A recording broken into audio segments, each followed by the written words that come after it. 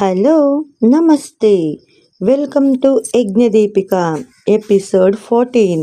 అలా తెరిచి ఉన్న తలుపుల వైపు ఆశ్చర్యంగా చూస్తూ, రే వాడేమైనా పారిపోయాడా అంటూ లోపలికి వెళ్ళారు. ఇల్లంతా చిందర వందరగా సామాన్లు పడి ఉన్నాయి. టీవీ ఇంకా అరలో దాచిన చిన్నపాటి డబ్బుల డబ్బా కనిపించడం లేదు. రే, ఎవరో దొంగలు వచ్చినట్టున్నారా, డబ్బాలో డబ్బులు ఎత్తుకెళ్లారు. మరి వాడు? అదేరా అర్థం కావట్లేదు. ఒకవేళ వాణ్ణి కూడా దొంగలు తీసుకెళ్ళుంటారంటావా? లేకుంటే వాడు ప్రాధేయపడితే జాలిపడి విడిపించుంటారంటావా? అదీ కాకుంటే దొంగల్ని గుర్తుపడతాడేమోనని విడిపించి పంపించేసుంటారంటావా, తీసుకెళ్ళుంటారంటావా? హబ్బా, ఇప్పుడు ఎలారా? కొంత ఆలోచన చేసిన తర్వాత వాళ్ళల్లో ఒకడు, రే తొందరపడి అమ్మగారికి ఫోన్ చేయకు, చూద్దాం, వెతికి చూద్దాం, ఏమైనా తెలుస్తుందేమో. అదెలా తెలుస్తుందిరా? రే, వాడి సంగతి పక్కన పెట్టు. వాడితో మనకి ఏ అవసరం లేదు. ఆ పారిపోయినవాడు ఇందిరమ్మను కలవకుండా ఉంటే చాలు. వాడు ఆమెను కలిశాడో ఇక ఆవిడ ఎక్కడికైనా తన కొడుకుని తీసుకుని వెళ్ళిపోతుంది. అప్పుడు అమ్మగారు చెప్పిన పని ఆవిడ చేసి ఉండదు కాబట్టి ఆ పని సరిగ్గా జరగలేదని అమ్మగారు మనల్ని చంపేస్తారు అంటూ టెన్షన్ పడుతూ ఉన్నారు. ఇక ఇక్కడ యజ్ఞ ఇంట్లో వాళ్ళు ఇందిరమ్మని పిలిపించి, ఇందిరమ్మ, నీకు నీ కొడుకు విశాల్ దక్కాడుగా, కాబట్టి కొద్ది రోజులు మేము చెప్పినట్టు చెయ్యి అన్నాడు జగదీశ్వర్. ఏం చేయాలయ్యా చెప్పండి, చేస్తా. నీపై నిఘా ఉంది కాబట్టి నువ్వు రోజులానే మార్కెట్కి వెళ్ళు. ఆ దివాకర్ని కలువు. అదే నీకు విషమిచ్చేవాడి పేరు దివాకర్. వాణ్ణి కలువు. మేం నీకు నీ కొడుకుని విడిపించినట్టు ఇప్పుడే అతనుకు చెప్పకు. ఎప్పుడు చెప్పాలో ఎలా చెప్పాలో మేము అప్పుడు చెప్తాం, సరేనా? సరేనండి, మీరు చెప్పినట్టే చేస్తాను అంటూ వెళ్ళిపోయింది ఇందిరమ్మ. ఆ రాత్రి చాలా వరకు కొంత దూరం ఇందిరమ్మ కొడుకు విశాల్ని వెతుక్కుంటూ తిరిగారు ఆ చాయ్ వాలాస్. చాలా దూరం తిరిగాక ఇక ఓపిక లేక తిరిగి ఇంటికి చేరి, రే లాభం లేదు, అమ్మగారికి చెప్పి తీరాల్సిందే. ఆమె ఏం చెబితే అది చేద్దాం, సరేనా అని ఫోన్ చేశారు వాళ్ళు వాళ్ళ యజమాని జగతికి. ఆమె ఫోన్ ఆన్ చేసి వాళ్ళు చెప్పింది విని కోపంగా, ఛా ఒరే, నీకు చెప్పిన పని సరిగ్గా చేయటం రాదా? ఏరా, ఏం తక్కువ చేస్తున్నా? మీకు డబ్బు ఇస్తూనే ఉన్నానుగా, ఆ మాత్రం జాగ్రత్తగా ఉండలేరా? మిమ్మల్ని ఇలా కాదు, నేరుగా కనపడి నుంటే వాత తీసుండేదాన్ని. అయ్యో వద్దమ్మా, కోప్పడకండి. మేమేమి ఆ వీధికి చెరో పక్క పొద్దుపోయే వరకు ఉండాలి కదమ్మా. మరి ఎవరో దొంగలు మేం లేనప్పుడు చేసిన పనికి మేమెలా వాణ్ణి కాపుగాయవలమమ్మా, అర్థం చేసుకోండి.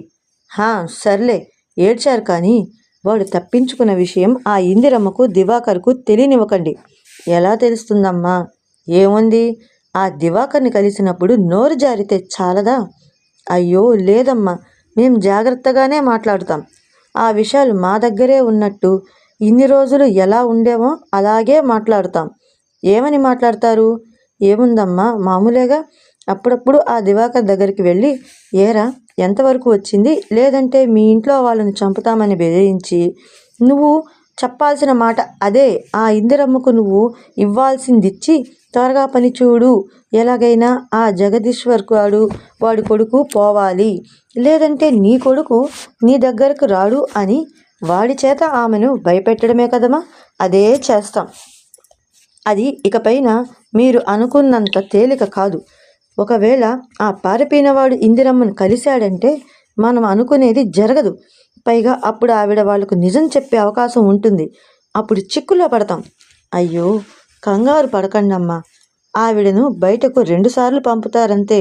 ఒకసారి మార్కెట్కి, రెండవసారి తన కోసం ఏదో బయటకు వచ్చినట్టుగా వచ్చి ఆ మాల్కు వస్తుంది. అది కూడా మేము ఆమె దివాకర్ చేత చెప్పించడంతో వస్తుంది, వెంటనే వెళ్ళిపోతుంది. కాబట్టి బయటకు ఎక్కువగా తిరగకపోవడంతో విశాల్ ఆమెను కలవలేడు. పైగా వాడు మనం తీసుకువచ్చిన దగ్గర నుండి మన దగ్గరే ఉన్నాడు కాబట్టి వాళ్ళమ్మ ఎక్కడుందన్న వెళ్ళగలడు. ఇకపోతే ఆమెకు ఫోన్ చేస్తారంటావా? ఆమె దగ్గర ఫోన్ కూడా లేకుండా చేశాం కదా. మీరు ప్లాన్ వేసి దిక్కులేని దానిలా ఆ జగదీశ్వర్ ఇంట్లోకి చేరేలా చేశారు. కాకపోతే మన అదృష్టం, వాళ్లకు జాలి ఎక్కువ కాబట్టి ఆమెను పనిలో పెట్టుకున్నారు. ఇక మన పని త్వరగా అయిపోవాలని కోరుకుంటున్నానమ్మా, అంతే. ఏరా, పట్నం వెళ్ళాక నీకు మాటలు బుర్ర పెరిగినట్టున్నాయి. అయ్యో అదేం కాదమ్మా, ఏదో అలా చెప్పానంతే. సర్లే. ఎందుకైనా మంచిది, కాస్త జాగ్రత్తగా ఉండండి. సరేనమ్మా అంటూ కాల్ కట్ చేశారు. ఇదంతా రోజులానే ఇంటి బయట వాళ్ళ బండను ఉంచి వాళ్ళ పక్కన పెట్టిన మంచం వాల్చి విశాల్ను వెతికి వచ్చిన అలసటలో ఆ మంచంపై కూలబడి రొప్పుతూ జగతితో మాట్లాడారు. దానివల్ల ఆ డివైజర్ కనెక్ట్ అయి మైక్ ఆన్ చేసి త్రినేత్ర వాళ్ళ మాటలు వింటూ ఉన్నాడు. వింటూనే రికార్డు కూడా చేశాడు. దాన్ని యజ్ఞ కుటుంబానికి వినిపించాడు త్రినేత్ర. అంటే వాళ్ళు టార్గెట్ యజ్ఞ, జగదీశ్వర్ అంతేనా అని జగదీశ్వర్ అనడంతో అవును అలానే అనిపిస్తుంది అని అంటాడు త్రినేత్ర. అసలు ఆవిడకు నన్ను చంపేంత పగ ఎందుకు? ఏమైందని? నేను ఎవరిని ఏమీ చేయలేదే. అసలు ఇంటర్ నుండి అబ్రాడ్స్లోనే చదివానుగా. ఎక్కడికైనా హాలిడేస్కి వస్తే మీతోనేగా ఉన్నాను. కాకపోతే అప్పుడప్పుడు దేవు దగ్గరికి వెళ్తానంతే. అంతకు మించి నేను ఎవరిని కలిసి ఎలాంటి హాని చేయలేదుగా. మరి ఆవిడికి నన్ను చంపేంత పగెందుకు? చూద్దాం యజ్ఞ, తెలుస్తుంది. నేను ఎందుకైనా మంచిదని మొన్న విశాల్ని విడిపించేటప్పుడు ఆ ఇంటి లోపల అక్కడక్కడ వాళ్ళు గుర్తుపట్టలేని చోట్లంతా సీక్రెట్ మైక్రో కెమెరాస్ అన్నీ పెట్టించాను అని అంటాడు త్రినేత్ర. ఏదో ఆలోచనల నుండి తేరుకున్న జగదీశ్వర్, త్రినేత్ర, సుందరాపురం, జగతి అనే పేర్లు నేను ఎప్పుడో చిన్నప్పుడు విన్నట్టు. ఒకసారి అంటే నాకు పెళ్లి కాకముందు చిన్నవాడిగా ఉన్నప్పుడు ఏదో టచ్ అయినట్టు అనిపిస్తుంది. అవునా? ఒకసారి గుర్తు చేసుకో, ప్రయత్నం చేయి జగదీశ్వర్, మనకి ఏదైనా ఉపయోగపడచ్చు. లేదు త్రినేత్ర, నేను ఎంత ప్రయత్నించినా అసలు గుర్తుకు రావడం లేదు. కాకపోతే ఆ ఊరి పేరు మాత్రం నాకు పరిచయం ఉన్నట్టే ఉంది. నీకు తెలుసుగా, నేను ఎక్కడికి పెద్దగా వెళ్ళింది లేదు, కలిసింది లేదు, అవసరమైతే తప్ప. కాబట్టి పెద్దగా గుర్తులేదు అని అంటాడు జగదీశ్వర్. మీకు పేరు విన్నట్టు ఉందంటే ఒకవేళ మన వాళ్ళకి ఏమైనా తెలిసేమో. ఒకసారి మీ నాన్నగారికి ఫోన్ చేయండి అని అంటుంది సుభద్ర. వద్దు సుభద్ర, వాళ్ళకి ఇలా ఇవన్నీ తెలిస్తే కంగారు పడతారు, వెంటనే వచ్చేయాలంటారు. కాబట్టి కొంచెం వెయిట్ చేయి. ఎలాగూ వాళ్ళు త్వరలోనే ఇక్కడికి వచ్చేస్తారుగా, అప్పుడు నెమ్మదిగా కూర్చోబెట్టి అడుగుదాం, సరేనా అని అంటాడు జగదీశ్వర్. ఆ మరుసటి రోజు యజ్ఞ ఇంట్లో అందరికీ టిఫిన్ సర్వ్ చేస్తూ ఉంది ఇందిరమ్మ. ఏదో ఆలోచిస్తూ, ఏంటి ఇందిరమ్మ అలా ఉన్నావు అని అడుగుతుంది సుభద్ర. అమ్మా, అదేం లేదమ్మా, ఎవరో మా పిల్లాడి విషయంలో నేను కొన్ని పట్టించుకోలేదు. ఏదో బాధలో గడిపాను, కానీ వాడిప్పుడు దొరికాక నా మనసు కొంత కుదుటపడింది. కాబట్టి ఒక విషయంపై ఆలోచన పుడుతూ ఉంది. ఏంటది? అది సుందరాపురం, జగతి అనే పేర్లు నాకు కొంచెం తెలిసినట్టుంది. ఏంటి? అవునమ్మా, మీరు వాళ్ళ పేర్లు చెబుతూ ఉంటే వింటూ ఉన్నాను కదా, అప్పుడు అర్థమైంది ఆ పేర్లు ఎక్కడో విన్నాను అనేసి. సుందరాపురం అయితే మా అమ్మమ్మ గారి ఊరు అని అంటున్న ఇందిరమ్మ మాటలు వింటూ అలా చూస్తూ ఉన్నారు. ఏదో అప్పుడప్పుడు వెళ్ళి వచ్చేవాళ్ళం, 1-2 రోజులు మాత్రమే ఉండేవాళ్ళం. అలా ఒకసారి నా పెళ్ళైన కొత్తల్లో నా భర్తతో ఆ ఊరికి వెళ్ళాను. అప్పుడు అక్కడ పరిస్థితి వేరేలా ఉంది అని అనిపించింది. నేను అక్కడ మా మేనమామతో, మామయ్య, ఎందుకలా దిగులుగా ఉన్నావు?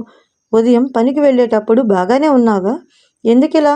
అబ్బే ఏం లేదమ్మా, నేను బాగానే ఉన్నా. లేదు, అబద్ధం చెప్తున్నావు, నిజం చెప్పు. అది పర్లేదు చెప్పు. నీకు నేను పనిచేస్తున్న యజమానుల ఇల్లు చిన్నప్పుడు చూపించా, గుర్తుందా? గుర్తుంది. ఇప్పుడు ఆ ఇంట్లో జగతి అని ఒక ఆవిడ కోడలుగా వచ్చింది. మొదట్లో కొన్నాళ్ళు బాగానే ఉండేది. ఆ మధ్య కొన్నాళ్ల ముందు ఆ ఇంటి పెద్దమ్మగారు, అంటే ఆ జగతి అత్తగారు చనిపోయారు. ఆ దిగుల్లో పెద్ద ఆయన మెట్లు దిగుతూ పరధ్యానంలో ఉండి కింద పడిపోయాడు. ఇక ఆయన లేచి తిరగలేడు. దాంతో ఆ ఇంటి పెత్తనం ఆ కొడుకు కోడలదయింది. కొడుకు అమాయకుడు, అతని భార్య చెప్పినట్టు ఆడుతాడు. అతని భార్య అంటే ఆ జగతమ్మ నెమ్మదిగా జనంపై అధికారం సంపాదించి వాళ్ళు జమీందారీ వంశస్థులవడంతో పరిస్థితులన్నీ తనకు వీలుగా మార్చుకుంది. కొన్ని తరాలుగా మన ఇంటి వాళ్ళే వాళ్ళ పొలాలను బాగులు చూస్తూ ఉన్నారు, లెక్కలు చెబుతూ ఉన్నామని. పెద్ద ఆయన ఆరోగ్యం బాగున్నప్పుడు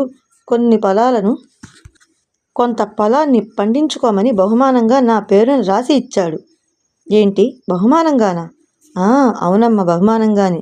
ఎందుకంటే జగతమ్మ మన దూరపు చుట్టం. వాళ్ళు కూడా కొంత ఆస్తిపరులు. అప్పట్లో ఆ పెద్దాయన తన కొడుకు కోసం సంబంధాలు వెతుకుతూ ఉంటే అప్పుడు మేము కూడా ఇచ్చాం. మనము ఆ ఇంటి వాళ్ళు దూరపు బంధువులమే. కాకపోతే వాళ్ళు మొదటి నుంచి ఉన్నవాళ్ళు, మనం సామాన్యులం అంతే. అంతా ఉన్నా కూడా మనతో కలివిడిగా ఉంటారు ఆ కుటుంబం వాళ్ళు. అలా వాళ్లకు ఈ జగతమ్మ సంబంధం ఇచ్చింది మనమే.